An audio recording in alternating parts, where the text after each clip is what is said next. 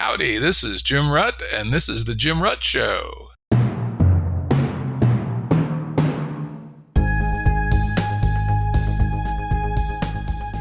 Listeners have asked us to provide pointers to some of the resources we talk about on the show.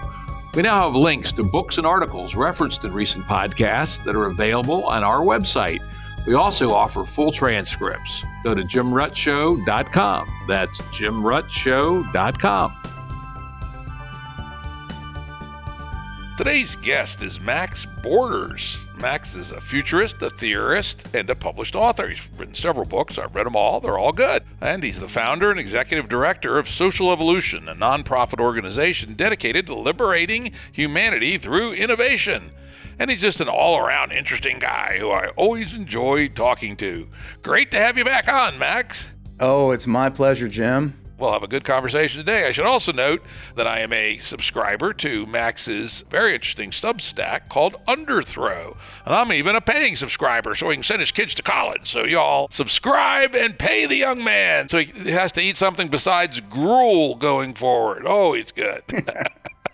One of these days I'm going to have to start a Substack, but man, I'm too lazy to have to crank shit out 2 or 3 times a week. Oh man, it can be a real trial, I'll tell you that, feeding that beast. But I really enjoy it, but man, every weekday is tough. But you're a good writer. You are a natural writer, unlike me, who struggles with it. So I probably have to work carefully with ChatGPT or something if I was going to crank out a whole essay 3 times a week. But anyway, we are going to talk today about 2 of Max's essays that came out on his Substack. And they are in response to a essay that's gotten lots of circulation, which is Christopher Rufo's The New Right Activism, a Manifesto for the Counter-Revolution. Max has responded with 2 essays, part 1 and part 2, of Rufo the Reactionary. And so we are going to work through those 2 essays. And he actually did something that was interesting. I wish people did this more. He took Rufo's essay, chopped it up into chunks, and then had some commentary on each chunk. And it was, very relevant, right? In place, right where it belonged, right? So it wasn't, blather about blather, not correlated. It was highly coherent. So it was very good. And we're going to try to emulate that style where I'm going to read Rufo's stuff, and then Max is going to respond to the degree necessary. I will steel man Rufo if necessary, and we'll see where that goes.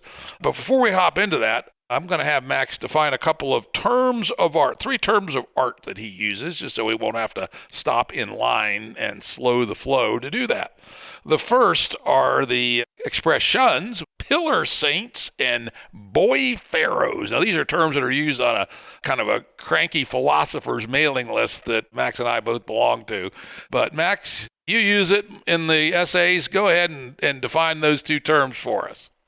Sure, and I need to credit Alexander Bard, who, as far as I can tell, coined these terms, at least in this kind of context. And I'll do my very best to attenuate and distort the meanings in my own particular American fashion, because Alexander Bard is Swedish. But let's start with the contrast. These are 2 contrasting ideas, pillar saint and boy pharaoh.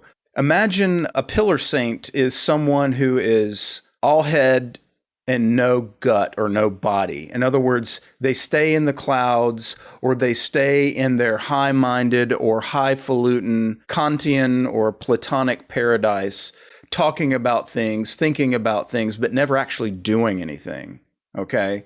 The pillar saint is someone who is cloyingly and annoyingly all about the intellect and all about moralisms, but never really about getting anything actually done. Now, by contrast, we have the boy pharaoh, who lacks that intelligence almost completely, and the associated heart. They're just all body. They're all brawn and no brains, really. And that's really, as we position the boy pharaoh here, that can be kind of an insult. It's not to say that boy pharaohs can't be smart. They can certainly be strategic, but they lack that moral clarity and they lack that intellectual heft. And so the boy pharaoh is usually a strategic politico type, someone who is interested in power for its own sake. So that's really the contrast there between the pillar saint and the boy pharaoh metaphors. Yeah, I found when I was Googling around to get a little bit more clarity on it, someone came up with a list of 10, which I thought was quite interesting, and categorized them. Must have been somebody from the Bardian universe. Oh, shit. Really? That's interesting because I just came up with 12 of my own, but I'll have to look and see what they put. Yep. Well, let's go. I'm going to go through them right now. Greta Thunberg, Pillar Saint. Donald Trump, Boy Pharaoh. Yuval Harari, Pillar Saint. Gavin Newsom, Boy Pharaoh. Patrick Deneen, Pillar Saint. Hillary Clinton, Boy Pharaoh. Ibram X. Kendi, Pillar Saint. Justin Trudeau, Boy Pharaoh. Immanuel Kant, Pillar Saint. Joseph Stalin, Boy Pharaoh. Yes, this is my list. Okay. So I found your list. I didn't even know it. Huh? That's right. That's hilarious. Anyway. No, what I was saying is I had come up with 12 other archetypes, and we can talk about those on another show. That's funny because I just Googled it and pulled it off a page. Probably didn't even look whose it was. It might have even been in one of those super summaries. Anyway, so that's, what you've just said, but in those examples, give people a sense of what you mean when you say a pillar saint versus a boy pharaoh.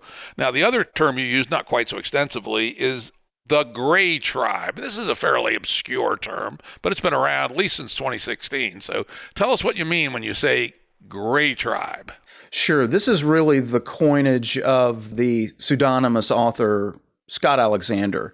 I think the Slate Star Codex was the name of the old one. Astral Codex 10 is the new one, I think. But in any case, Scott Alexander's the guy who coined this tribe, and really he's trying to draw a distinction between what is this third grouping that's different from red tribe versus blue tribe. We're all familiar with that. It's the conservatives versus the progressives, and they are, in a manner of speaking, archetypes of their own, and they run orthogonally to the boy pharaoh and pillar saint archetypes. But you're familiar with these personality types. Red tribe has their own set of values and things they like to do. It's, their beer and football and Republicans and Trump, and blue tribe is all about lattes and intersectionality and taking over the elite institutions of higher learning. So given these kind of rough sketches, I think what Alexander wanted to do was come up with this third one. And I think in our past conversations, we've talked about it. You'd said something about people who come out of Silicon Valley, and that's not wrong. I identify with that gray tribe. They're really people who want to sort of transcend the left-right dichotomy. They don't feel like they fit in either one. They're really sort of technology forward. They're future forward, and they see technology as a means of making interesting kinds of social change. And so the kind of stuff I consider my 2018 book, The Social Singularity, which is the first time you had me on the show to talk about that book, really a manifesto for the Gray Tribe. I don't know if Scott Alexander would agree, but we're going to go with it. All right. Sounds good. And as you know, I align with neither Team Red nor Team Blue. I find both of them completely off in what's really going on in our world. My politics is very heterodox. I can sum it up in just one sentence, which is I am a vociferous supporter of both gun rights and abortion rights. Right? So what party do I belong to? Both of them will burn me at the stake. So hell with them. So I guess I have to be Gray Tribe if forced to choose a tribe, but I'd rather just be a cranky, disagreeable heterodox. So before we hop into the meat of your essay, let's talk a little bit about the phenomenon of Christopher Rufo. I mean, this dude has really been making a mark in the world over the last 18 months, 2 years. Oh, yeah. I mean, the one thing I can say about him is he's a rock star.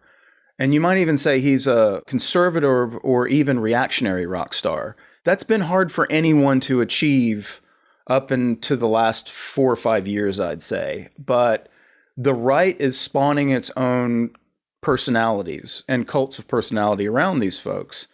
I see this, and I see the kind of things that Rufo does, and they're absolutely fantastic to watch. I mean, honestly, Jim, you and I share a love of watching gladiatorial combat with wokies. If you want to call them social justice fundamentalists, these are the folks that he really goes in to attack. It is a mutation of the progressive left that is the social justice fundamentalist, and they've really taken over a lot of these highest echelons of power. So in that sense, he's fun to watch. He is an absolute kick-ass gladiator for this. But we want to know what else is there.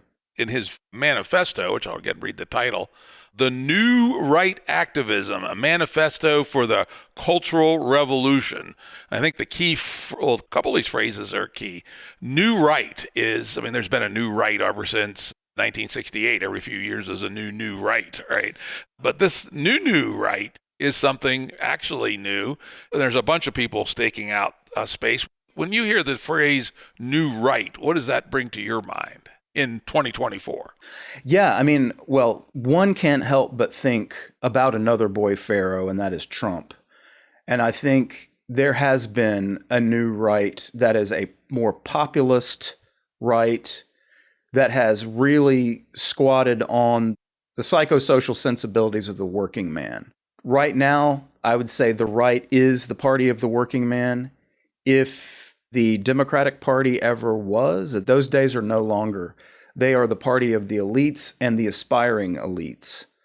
And so the new right, as far as I can tell, is a far more populist, more culturally driven. At the tip of the spear issues like immigration and culture warring and things like that, and antipathy towards the elites. I think those are primary drivers of this new right.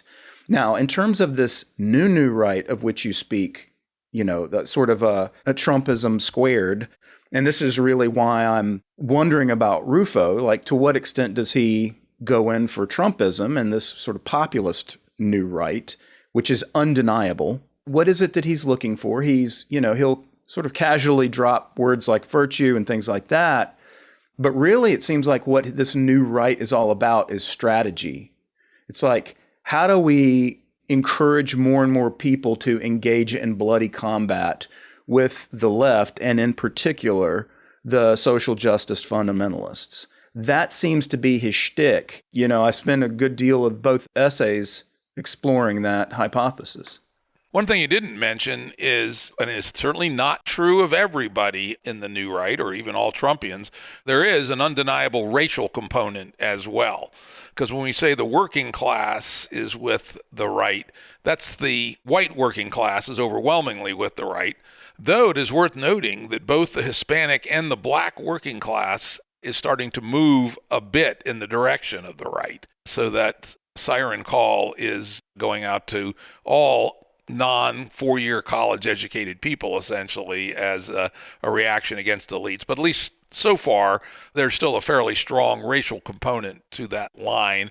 And sometimes, especially from the more unsavory characters, there's a actual racial component to the rhetoric, right? Think of the Charlottesville shit show with actual Nazis and such, right? And unfortunately, one can put them in this broader new right tent, and I'm sure Christopher Rufo would disavow such folks, but they're out there in the same way the Antifas and the real crazy people are out there with the left, so we have to keep that in mind. Anyway, the format for our discussion, as Max and I talked about beforehand, I'm going to read some stuff from Christopher's essay, and then Max is going to respond. So let's start at the beginning. The right is reorganizing. Most intelligent conservatives, especially younger conservatives who join the political fray at a moment of sweeping ideological change, already recognize that familiar orthodoxies are no longer viable and that ideas without power are useless. The right does not need a white paper. What it needs is a spirited new activism with the courage and resolve to win back the language, recapture institutions, and reorient the state towards rightful ends. What do we make of this? Yeah, I think what's really great about this opening is that it has the benefit of being vague, or at least ambiguous, and also being forceful. Like, I used to be in one of the three boxes, or to really mangle the metaphor, all three boxes at once of politics, policy, and punditry, the three Ps. And I came to realize a long time ago that these boxes weren't doing anybody any good. Before I left it, I used to call it the white paper industrial complex. So he's not wrong. There's a sense in which, these free market organizations or these right-wing organizations, the Heritage Foundation, AEI, and to some extent, some of the other smaller organizations are all about generating white papers and tossing them over the moat at people in Washington, D.C., only they don't give a shit about your white paper. They care about what slinks from the coital bed of Mama Money and Papa Power. I think that there's a sense in which he's right, and this is a dazzling opening. But I'm left with the question, what is the rightful ends that he is organizing towards? Right? He says, and reorient the state towards rightful ends. Yeah, the two things I pulled out of this is, recapture the institutions and reorient the state. One could, at one level, could see that meaning a very principled long march through the institutions, the reverse of what the left did, or it could also mean brown shirts with bayonets coming and clearing out. What do you think he means? Yeah, I think recapturing the institutions is counter Gramsci, which is Rudy Deutsch. He essentially encapsulates this Gramscian model of capturing the institutions. And there's nothing particularly creative about this idea of just doing it back, tit for tat. And so that's of concern. And then when he talks about reorienting the state toward rightful ends, man, that sounds to me like, somebody that we usually reserve the F word for, which is Benito Mussolini. But let me not get too far ahead of myself. All right, well, let's go on. This essay will introduce the basic principles of this activism. Activism is a word he uses throughout. Where it begins, how it might work, and what it must do in order to win. It is not conservative in the traditional sense. Well, and I think there's an extent to which if someone reading this and seeing its vagueness would say, sure, we need to get active. Well, what does that mean? So far, he's referenced the Gramsci model, which is to capture the institutions. I'm reminded of this website called Beautiful Trouble, which is just all of the shitty tactics, excuse my mouth, that the social justice fundamentalists use. And I think he just wants to do them back. Again, I find this sort of tit-for-tat way of thinking particularly unpleasant and a kind of failure of imagination on his part. Activism, according to traditional conservatives, is unseemly. They don't want to stand out in the streets and put pussy hats on or whatever the equivalent on the right is. And of course, there was January 6th, which was, I guess, a species of activism, was meant to be a protest. It either burned out of control or was something, the deep state kind of organized, and people can quibble about whether and to what extent either is the case. But the fact is, conservatives don't usually do activism per se. And he's saying they should. They should be, doing more marches? And he doesn't really get specific about what they should do. But I will note that one of the things that Rufo did in collaboration with folks like a buddy of mine, Phil Magnus, and others, is to find the plagiarism to bring down Claudine Gay, who, as you may or may not know, was the president of Harvard, who after 6 months was finally asked to resign after a couple of missteps and was eventually outed for plagiarism. Now, that is activism. They said, she was targeted. She was guilty of plagiarism. And if someone was to find evidence of a murder, right, and say, they were targeted, if no one would have known about the murder had she not been targeted and people hired a bunch of private investigators to look into it, that is relevant to a degree, but not so relevant that she shouldn't have been asked to step down from that role. I don't think it's relevant at all, frankly. If a public figure gets into a shit show and people want to go look through their record, that's the way it goes. Certainly the wokies have been doing that forever. They go pawing through people's tweets for the last 15 years and, oh my God, you said butt fuck or something, and we're going to burn you at the stake. You made a gay joke in 2011. Exactly, right? I never did buy that objection to Rufo, and I got to say, it shows how much of a brilliant field general he is. What kind of odds could you have gotten in September 2023 that Christopher Rufo would bring down the president of Harvard, all right? And he waited till he had the goods. He didn't leak any of it. And then he came, boom. So whether we like him or don't like him, this is a relatively talented field general. Another thing I'll point out from that last bit that I read was It is not conservative in the traditional sense. And, this gets to your point that traditionally conservatives did not like public uproars.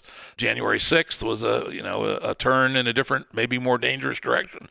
One could imagine even something like a Black Lives Matter series of nationwide riots if Trump were convicted, for instance, as an example of new right activism. Could you see that happening? I could very much see that happening. And Rufos being a reactionary, that my critique of him in this regard doesn't make me admire someone like Mitt Romney, who is clearly conservative in the sense that he can't imagine anyone thinking it was a good idea to even get near those hallowed halls of Congress on January 6th. And yet, I think this idea of, he doesn't say, would he think that January 6th is a good idea? Would he have been alongside some of the deep state operatives in trying to get people to go into the Capitol? I can't say, and he doesn't in his essay. He's short on details. So it's still a little bit of a mystery, but he is saying just do activism. It's too vague. All right, let's go on. The world of 18th and 19th century liberalism is gone, and conservatives must grapple with the world as it is, a status quo that requires not conservation, but reform and even revolt. Yeah, this is a thing that I kind of agree with and kind of don't. And that's what's so frustrating about reading this essay. Because we can't put our finger on exactly what he's saying or what he's suggesting, he's just saying do a lot of things that are similar to the Jacobins. So personally, Jim, I have a dual aspect to myself when I read this essay, and I'll call it my Jeffersonian side and my Burkean side. Now, Edmund Burke is a liberal conservative of the 18th century to which he might appeal in saying this. It's like, okay, Edmund Burke, but the world isn't like that anymore. So the status quo requires not conservation in the Burkean sense. Don't tear down any Chesterton's fences, but it means reform or even revolt. Now, this is what's so contradictory about Rufo here. On the one hand, I agree with him that we need reform or even revolt. We don't need Burke when it comes to these institutions, especially the institutions of higher learning. They're completely infested and they're rotten and they're ruined. However, all he wants to do is reconquer them and staff them with his people and inculcate his conception of the good, or at least that seems to be the case. So on the one hand, he doesn't want to raise the institutions because that would be what real reform or revolt is. Instead, he wants just to do counter-activism, be a counter-revolutionary in the Gramscian sense and take it over and shove his one true way down your throat. At least that seems to me to be the case. That seems a reasonable read. I mean, like you'd imagine, I think what guys like you and I would be, let's say in public schools, to the degree we have to have public schools, they should have objective and politically neutral curricula. If we can say that the curricula has now been captured to some significant degree by the radical left, Rufo doesn't say let's return it to neutral. He'd probably want to make it radical right and use the power of the state to indoctrinate the youth. He sure does. He sure does. That's what it seems like. And you also contrasted in your commentary kind of the Burkean side with the Jeffersonian side of things, and I know I, living here in central Virginia, I consider myself a Jeffersonian, plus or minus at least. And with him, I still think that 18th and 19th century liberalism is something still worth fighting for. I agree. And it seems that he does too, but it's hard to tell, especially when on the one hand, he talks about principles of this and that, and on the other, sort of commandeering the state to right ends. So it's like he's full of contradictions. And in fact, why don't you read the next line, which suggests to me that these contradictions persist? All right, let's go on, which is, we don't need to abandon the principles of natural right, limited government, and individual liberty, but we need to make these principles meaningful in the world of today. Now, there's an interesting sentence. Yeah, I'm reminded, I don't know if you remember, on about 2007, 2008, during the financial collapse and the financial crisis, when all of these banks were going under and George W. Bush was at the end of his presidency prior to the election of Barack Obama. So I guess it would have been 2007. And everything was going tits up in the economy. And George W. Bush, with all the bailouts and all the stimulus, said, quote, "I've abandoned free market principles to save the free market," unquote. And this is exactly how I read Rufo here. Now, I may be wrong in reading him this way, but it sounds to me like methinks thou dost protest too much. In other words, he's just sort of hand waving or paying some lip service to principles. But what he really has in mind is that until we win, until we take over, all bets are off. So if you conservatives still like that, individual rights, limited government, blah, blah, blah, fine, but we're in a war. And you need to realize that we're in a war. And until we take over and win that war and take that beachhead, you're just going to have to fall in line behind us and get those principles to be meaningful another day. Well, of course, as we know, in wartime, you do what you got to do. There was no civil rights, really, in the United States during any of our major wars, from the Revolution to 1812 to Civil War to World War I and World War II. So if he is right that we do need to fight a war, which I will not give my views on, but then perhaps, a wartime point of view might make sense. Of course, it's very dangerous. Maybe to what end? I mean, it depends on which master you want to serve. Yeah, that's the means and ends problem. That's right. And we can consider sort of counterfactual World War II, where it had been Stalin who had imperial ambitions throughout the rest of Europe. And, maybe we would have made sort of a delicate temporary peace with the Germans in order to fight them. And then we would have had to live with the reality of the Holocaust after the fact.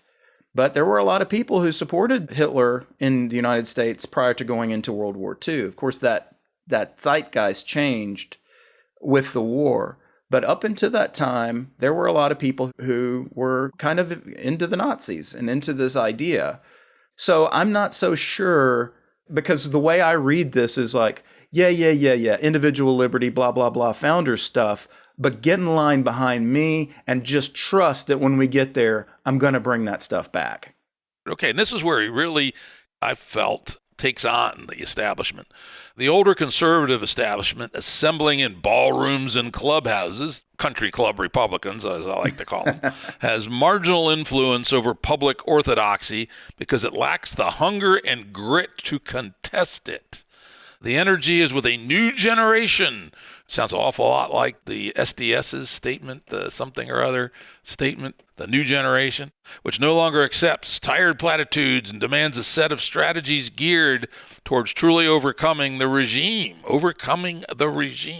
the opaque and coercive set of psychological, cultural, and institutional patterns that has largely replaced the old constitutional way of life. He's not wrong. If I weren't a member of the Gray tribe to some extent, I would say he's not wrong. That conservatism as such, this sort of Chamber of Commerce Republicans, it's really kind of bloodless. And who can get behind that? That energy, that hunger and grit that he's looking for, yeah, that's needed. And in fact, I agree with him. In some sense, it seems like he's light on what he wants to achieve and why we should get behind him to achieve it. But he also, I think, discusses means to that very unclear end that are also more like just do like the left, except more and harder and back to them. And Jim, as you know from reading my books and speaking with me on your show, I'm all about subversive innovation. I'm all about changing people's psychologies through, sort of real moral suasion.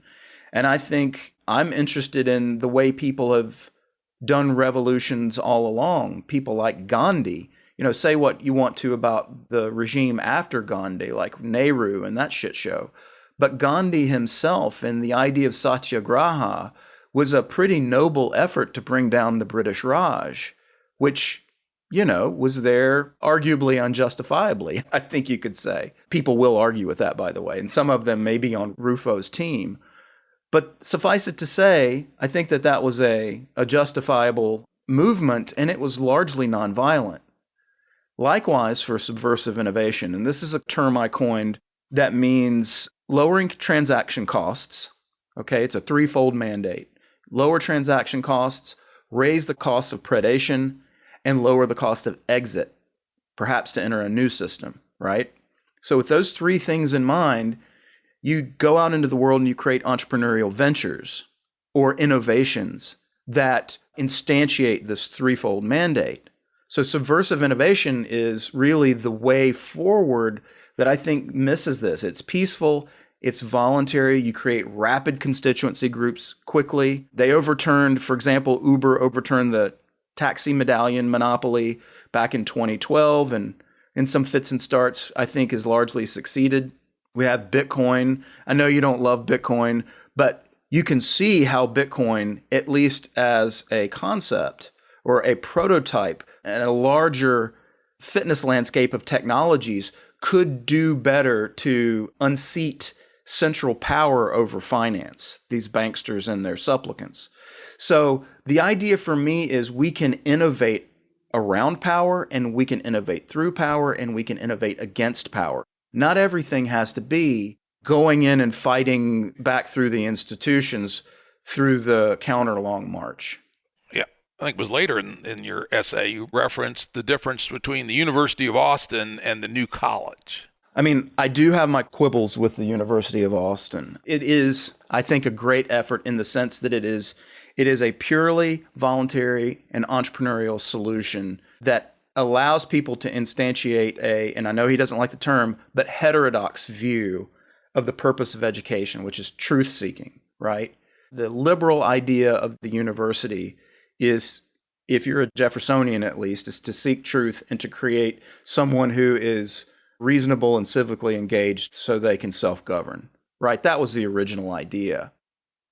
I think to some degree, University of Austin does at least approach that.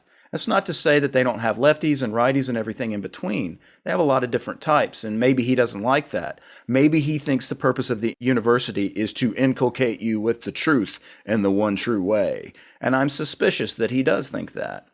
But they're doing a pretty damn good job in the sense that they're creating something. They criticize by creating with the University of Austin, and they're not taking other people's money to do it.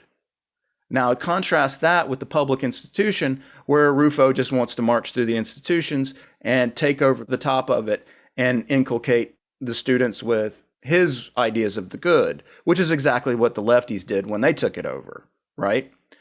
So that contrast bothers me. A quick note on the University of Austin, they did go in for this whole thing about accreditation. They had to get accreditation in their minds in order to play ball with the big boys.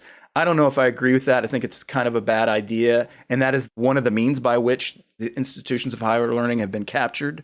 As a practical matter, they're kind of forced to because it's a requirement to get student loans. And that's unfortunately our tax dollars at work in a perverse kind of way. All right, let's move along here. Next sentence. This movement has the ambition of reestablishing a political vision that goes beyond procedural values, and points towards higher principles. Man, what's the vision? What are the principles? I want to know. I'm gagging to know. Maybe I would get right behind you, General, and fight alongside you or behind you, but you haven't told me what the vision is or the principles are. At least not yet. Next, the first step is to admit what hasn't worked. For 50 years, establishment conservatives have been retreating from the great political tradition of the West.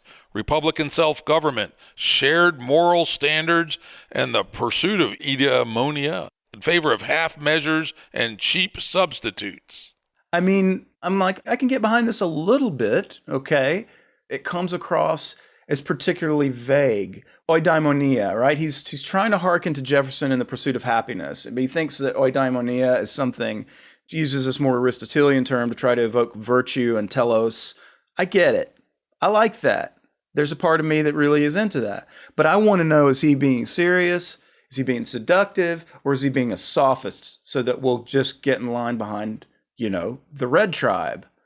So, and earlier he said that he didn't really like these 18th century liberal or libertarian conceptions. In fact, he shits on libertarians in this a couple times. And yet, Republican self-government, shared moral standards, and pursuit of happiness are very much 18th century liberal values. So I'm smelling contradiction here. I don't know about you. Yeah, and I will also say, although he doesn't say it, I hate to give him guilt by association, but other folks, many other folks in the so-called New Right, are more of the Christian nationalism variety. So they're not talking about Aristotle's virtues. They're talking about biblical literalism or other forms of theocratic government. Not to say that Rufo necessarily is that guy, but one has to wonder. One does have to wonder. We just don't know. And it's sure as heck not Trump. I mean, the idea of Trump juxtaposed with virtue is truly a bizarre thought. And I've always thought that these Christian nationalists and their alignment with Trump has always been very strange to me.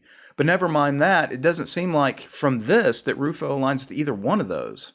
So I don't get it. The first of these substitutes is the self-serving myth of neutrality. So we talked about that earlier. The good 18th, 19th century liberal wants neutrality in our institutions in some sense. Following a libertarian line, the conservative establishment has argued that government, state universities, and public schools should be neutral in their approach to political ideals.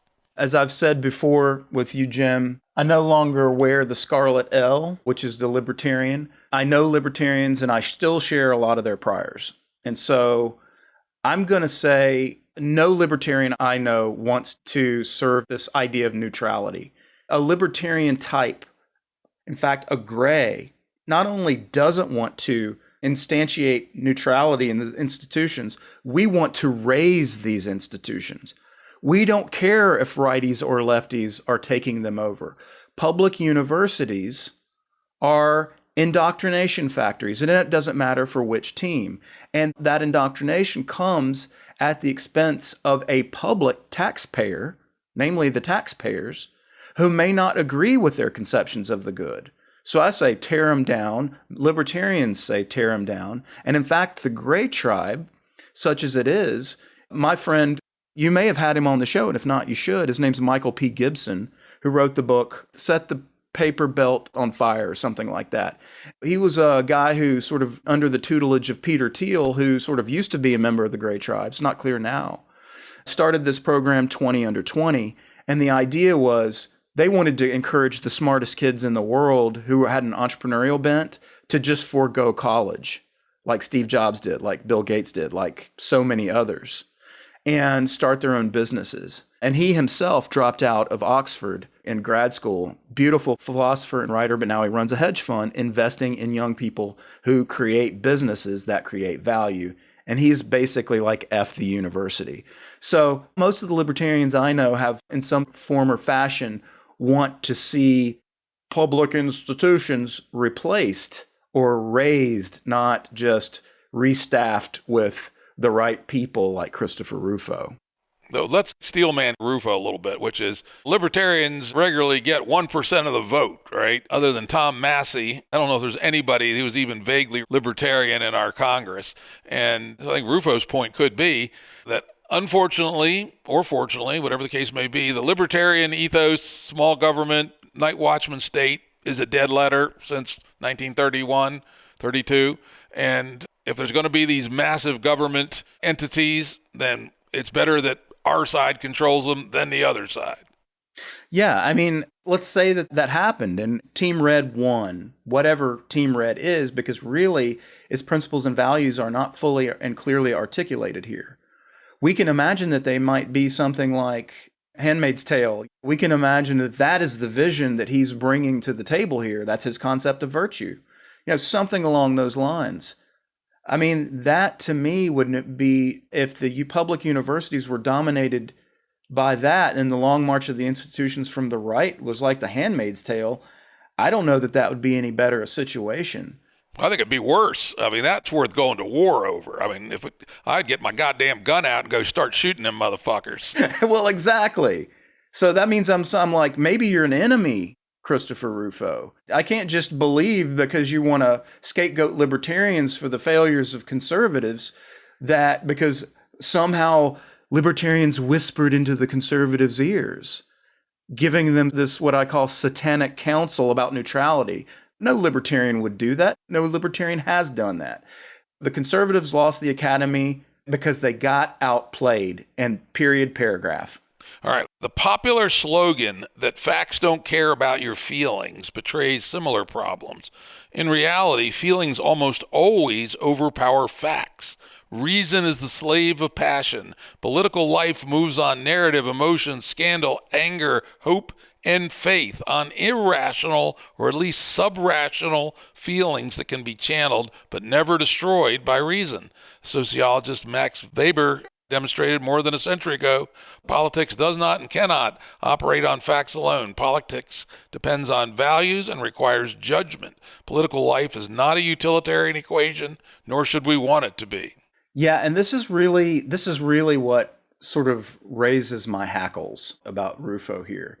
On the one hand, it seems like he's governed continuously by this failure of imagination. And that is, I can't imagine anything but politics done harder and stronger and meaner against the other side to create value or to bring about a better world. I think that is a terrible hubristic error, and it's going to cause matters to escalate. But I also don't hear in any of this, he's all about strategy. He's all about feelings and says, we can't, being reasonable anymore is outmoded. If we just go back and read Max Weber, then we would know that. But here's the problem. That's the boy Pharaoh talking. He just wants to throw his weight around. He just wants to go blah, blah, blah, values, blah, blah, blah, virtues, and eudaimonia here and there. But he doesn't really want to give us a way to put our finger on what he wants. And notice not in any part of this essay does he ever mention morality or the good. This suggests to me that he's more Machiavellian than Aristotelian. Interesting read. Now, he makes another big turn right here. Finally, the conservative establishment has appealed to the free marketplace of ideas and the belief that the invisible hand will rectify cultural and political problems organically. Now, I want your listeners to consider that these are quotations, right? He says, quote, free marketplace of ideas, unquote, and the, quote, invisible hand, unquote. Now, these are what we call in the editing business scare quotes, which means nobody said it. He's just sort of trying to suggest that people frequently say this.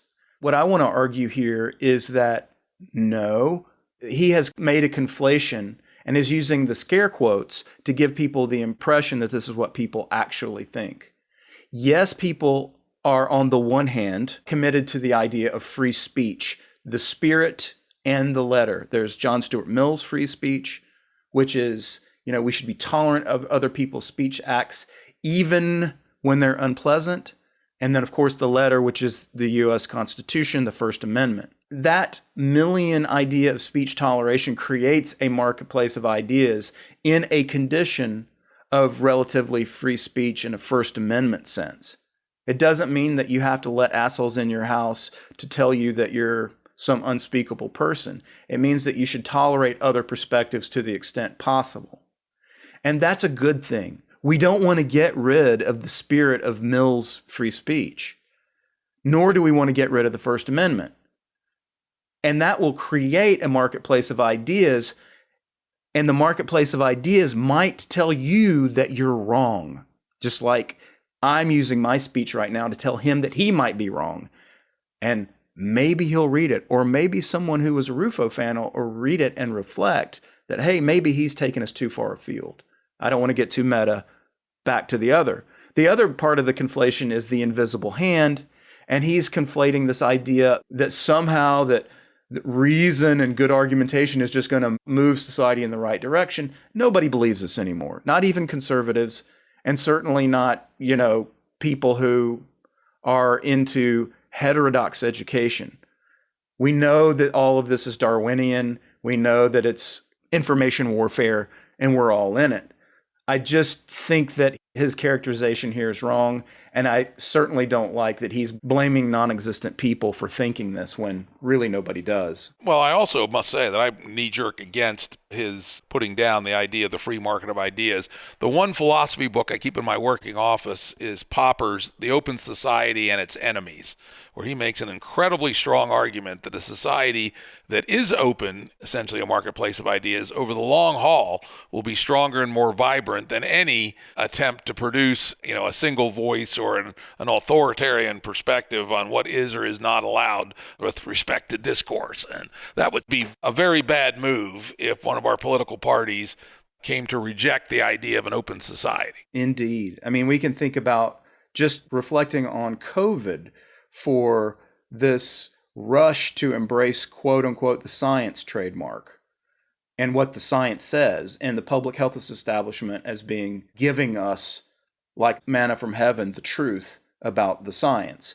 And this was disastrous as they began to, censor other people. This is fresh in our memories, but he sort of seems to think that this is no longer useful or good. The Popperian model here is perfectly apt. We want competition, that's all. Okay, now I'm going to read two pieces together, which is, again, kind of reinforcing some of the things we talked about before.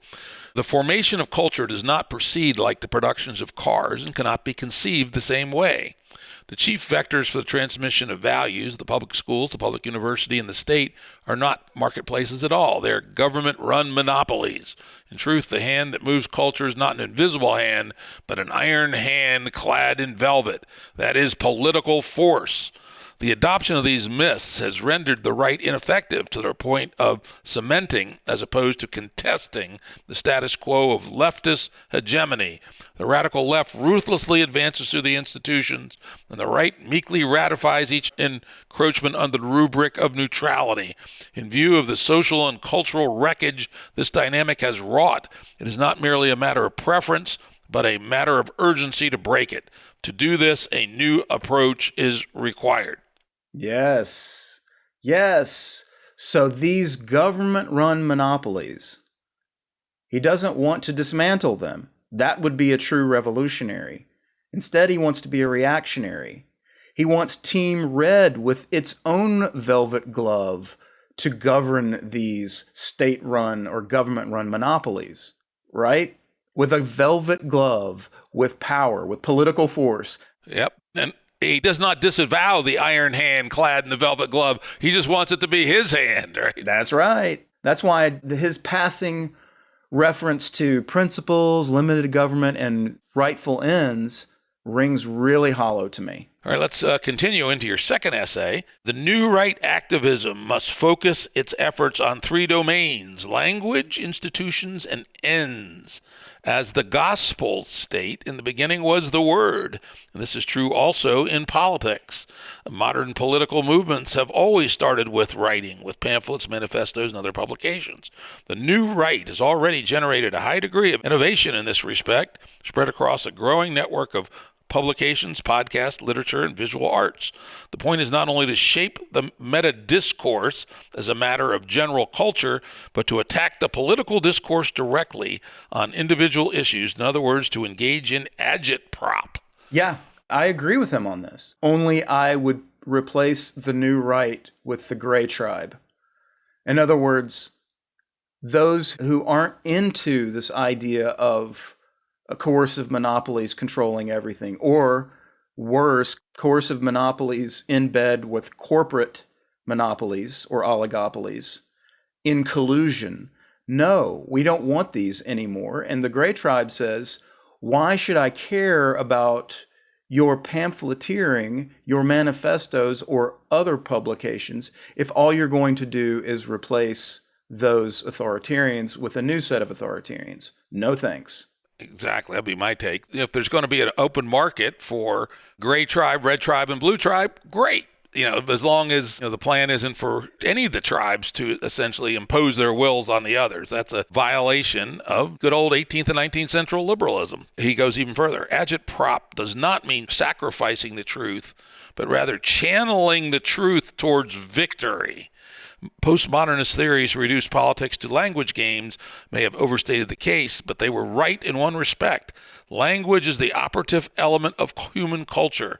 To change the language means to change society in law, arts, rhetoric, or common speech. The The right must build a new vocabulary to overcome the regime's euphemistic rule, which enacts abuse of power through use of abuse of language. The point is to replace contemporary ideological language with new persuasive language that points towards clear principles. So, there's so much in here. And so much in here I didn't even write about in response. And one of those things is just look at what he's doing in this essay. He's doing exactly what he says that others should do, which is to change the language, right down to, changing the meaning of words. The pursuit of eudaimonia, for example, instead of the pursuit of happiness. It's a subtle change, but it's important. And of course, consider the things he omits. He doesn't have any clear principles. His persuasive language is not towards neither truth nor clear principles. It is all about strategy, tactics, and that long march, that Gramscian battle tactics. So it's interesting, and maybe he's like, well, I didn't have time to talk about my principles in this. I'm going to stay meta and really talk about the landscape. Okay, but somewhere you've got to rally the troops around a set of principles, around a moral core, or otherwise all you're doing is stirring up the rabble for a fight, only to use them as an instrument to your ends, which seem to be power. True. And I will agree with him, though, that the left has been pretty successful at twisting language, considering how the word equity is used, right? Oh, yeah. You look up the word equity in the dictionary, it's a fine word. It means, being treated fairly, basically.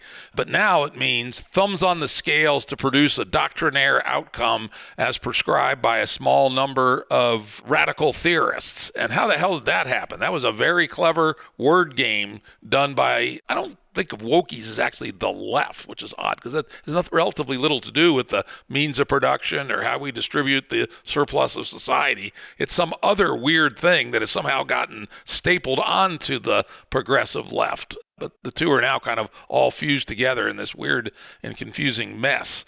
So he does have a point there, I guess. He definitely has a point, and that's what's so frustrating about this. Just when you think you can get your hooks into something important or something vital or something principled, it just vaporizes. Institutions are where the word becomes flesh. The men who shape the discourse must understand that above them stand the statesmen, men of practical affairs who govern, legislate, and rule. Yikes. Oh, I didn't realize that my purpose as a pamphleteer, and I, by the way, do consider myself one, Jim, because, that's why I love to come on your show, talk about my books, do all the things. I'm writing pamphlets. Tom Payne and Tom Jefferson, both pamphleteers, really did, shape the world, but they were Renaissance men. They were not boy pharaohs and they were not pillar saints. They were a mix of the two. They understood that what they were doing as pamphleteers was changing the world in some sort of emancipatory fashion. What we've got here is a call to, just serve the men who shaped the discourse. If this isn't fascist as hell, I don't know what is. And people who read my blog got pissed off at me. I guess they're big Rufo fans, and they're like, I don't think you can read between the lines. But I see this, men who shape the discourse are shaping it on behalf of these men of practical affairs. He's basically saying, hey, man, I'm a hatchet man for Ron DeSantis, who gets shit done. And maybe he does. But again, to what ends? Exitus acta probat. The ends justify the means. No, thank you. Right. In the end, the work of politics is the work of practical statesmanship. Our good old buddy Machiavelli would agree with that. Those who ignore this reality by appealing to abstract principles always limit their effectiveness. When Thomas Paine wrote The American Crisis, he felt the breath of British soldiers at his neck. He understood that the revolution had to defeat enemies on the battlefield, and he looked to General Washington as the only man who could do it. Yeah, look, that's a stirring passage. I hope people can see through it, especially this bit about appeal to abstract principles. Practical statesmanship is enabled and ennobled to the sense that politics isn't just straight up shitty and corrupt. Or just pure power. Is done so by appeal to abstract principles, right? There are two forces in the world that matter: persuasion and coercion. If you can't appeal to abstract principles ever, and only appeal to practical statesmanship, then you are truly Machiavellian. I mean, he mentions Jefferson as if, or Tom Paine, but let's take Jefferson. I mean, these ideals that were instantiated in that document are something to which people return as secular scripture to this day. The idea of deriving their just power from the consent of the governed. All men are created equal, with certain inalienable rights. Among these are life, liberty, and the pursuit of happiness. The right of people to alter or abolish government that isn't working for them. These are all abstract concepts. They're not instantiated necessarily here by practical statesmanship. They had to be instantiated by revolution back in 1776. So I don't trust him. I'm seeing that velvet glove. Again, I don't want to put words in his mouth, but the idea of a general kind of sounds a little bit like Curtis Yarvin and the need for a Caesar. Absolutely. Well said. In our time, some conservatives believe it is enough to lay claim to individual rights and limited government as a substitute for managing the state. I, too, support individual rights and limited government, so he does cut back. But the decisive political question concerns securing those rights. Who will do so? And even if it is limited, what is the proper role of government? These are the issues which are ultimately at stake. Ooh, yeah, that's an awful big but, right? If he really thinks there's no substitute for managing the state, and I consider that a euphemism, it's really managing the timid herds of the people with redistributed tax money, the feedstock, and the threat of violence, the sticks and the carrots. I mean, if you think that managing the state is the only way to support individual rights and limited government, I say you're either a fool or a despot. And I don't agree with that. I think that's way too narrow and way too authoritarian. And I don't trust that someone who has already said he wants to slip on the velvet glove is really going to care that much about my individual rights or about limited government. Because managing the state is contradictory to the idea of limiting government. And here he gets a little stronger. The activist must begin with status quo reality. The institutions which today shape public and private life will exist for the foreseeable future. The only question is who will lead them and by which set of values. The new right must summon the self-confidence to say, we will by our values. Ooh, I mean, I think that speaks for itself. There is no alternative. The foreseeable future is the fudge phrase there. He's saying, yeah, maybe we can imagine a day when all of these bloated institutions, these coercive state institutions from K-12 and higher education and grad school aren't commandeered by anyone at the public teat using that coercive apparatus. But these days, that's all we've got. That's all we can do. So you're just going to have to suck it up, Buttercup. And I think that failure of imagination is going to keep really innovative thinking about reform, something like a University of Austin, or even, for God's sake, like, do we need to build another library? Do we really need more sages on the stage in the era of the internet, artificial intelligence? I know those have their risks. I know that we, might, raise the hackles of Daniel Schmachtenberger if we talk about AI as being a means to help educate people through Socratic practice. But it's possible. And I think this idea that not only that we've just got to keep the institutions we have as expensive, bloated, and corrupt as they are and just install new leaders is not only wrong-headed, but dangerous. Interesting. We've gotten through about 80% of it. For those who want to get to the rest of it, go read Max's great 2 essays, which will be up at the episode page at jimruttshow.com. So let's back up a little bit, take the 50,000-foot view. What do you really think is going on here? What's this all about? Yeah, let me just add one more point. I used an example here toward the end of the second essay of a fellow named Bob Luddy, who started a series of schools in North Carolina called Thales Academy. These are low-cost private schools, super affordable. And I think 20% of them have scholarships for people who are of little means. So they really do make an effort not only to cross-subsidize poor people so that they can get quality education, they are taking over down there. It's private education, and it's growing and growing and growing like a fungus.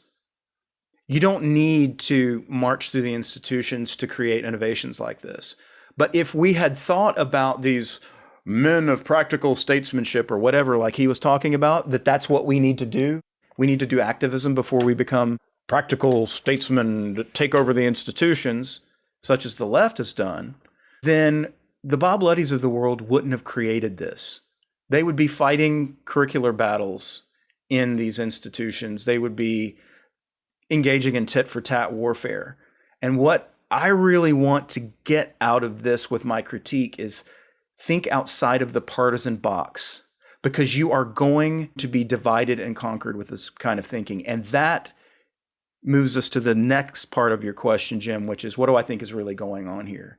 What I think is really going on here is he is missing the point about real power.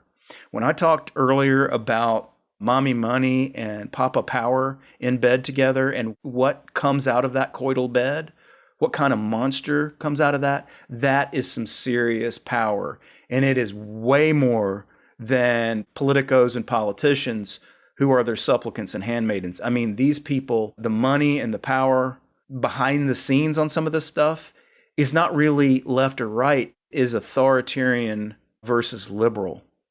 And so he is just, I think what he's doing is he's either playing on the wrong axis or he's trying to play 5D chess, and he realizes that, and maybe he thinks that by taking over these institutions, he's going to be able to combat the very, very powerful. Or, on the other hand, he's a Machiavellian and he wants to join them. And it's going to take the partisan means to do so. I'm not so sure. That doesn't sound right to me. It doesn't sound strategically all that wise. I think his stratagem is that he really believes in this Manichaean world of left and right, and that it's equal and opposite force and only equal and opposite force. But that's wrong. There's a lot that's going on in this unholy alliance between corporations and governments that is the real enemy. And if he doesn't recognize that, we're going to go down. The managerial state is growing and growing fast, and Rufo's missing it. He's missing the plot. Yep. My take on it is that at one level, I do resonate with a lot of what he says with respect to his attack on the neo-racism of the far wokies. And when he was just talking about that, I would have counted myself as a Rufo fan. But now that he's laying it out, that he is aligned with the new right, and to my mind, that is at least neighboring and probably including the Christian nationalists. And he's talking about velvet fists and, we're going to just run them out of town and be them, but with our values. I got to say, my resonance with Rufo is moving quite radically the other way. And to your point, he and the hyper-polarized Team Red, Team Blue is missing the obvious alternative, which is a return to real liberty. And whether it's probably not big L libertarianism, but it's at least an attitude of a marketplace for ideas, a breaking of the corrupt partnership between big corporations and government, a reduction of taxes to a level that's not confiscatory, etc. So there is an alternative between authoritarian right and quasi-authoritarian left, and possible even totalitarian left someday. And God damn it, I hope the American people have the intestinal fortitude to go back and read their founding documents and step away from these two bad alternatives and back towards real American values. That is beautifully said.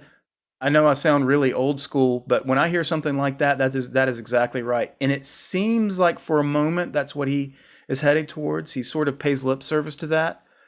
But I also see that he is being the postmodern critical theorist that he hates in this essay. And in reading between the lines, I'm very suspicious. I think we need a secular great awakening again, a re-enlivening of the founding principles. And you're right, it doesn't need to be pure libertarianism. It can be a peaceful concord whereby we have more federalism, more states' rights, and states, sort of put together their own conceptions of the good, or counties even put together their own conceptions of the good, and we can sort of exercise our exodology, as Alexander Bard would put it, and go to the places that most closely comport with our conceptions of the good. These are good old-fashioned liberal values of pluralism, and they can be reanimated and put on technological steroids, frankly. But Rufo misses it, and I think he does it on purpose. Yep. I want to thank you, Max. Reading these articles really made me think through what these guys are doing, and I would say open my eyes a little bit. And anyone who really wants to do an intellectually reasonable dive into this new right phenomenon, I'd strongly suggest reading Max's essays and thinking it through with him and in your own minds. So with that, Max, I want to thank you for yet another interesting Jim Rutt Show episode. It was my pleasure, Jim. Thanks so much. All righty. Audio production and editing by Andrew Blevins Productions. Music by Tom Muller at modernspacemusic.com.